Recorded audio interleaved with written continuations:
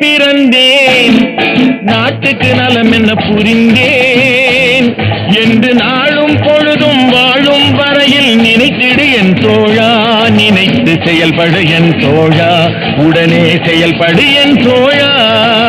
நான் ஏன் பிறந்தேன் நாட்டுக்கு நலம் என்ன புரிந்தேன் என்று நாளும் பொழுதும் வாழும் வரையில் நினைத்திடு என் தோழா, நினைத்து செயல்படு என் தோழா, உடனே செயல்படு என் தோழா.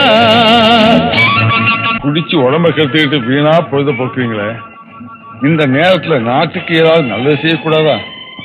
நாடாம் இல்ல நாடு, இந்த நாடு எங்களுக்கு என்ன செய்து? நாடு என்ன செய்தது நமக்கு என கேள்விகள் கேட்பது எதற்கு?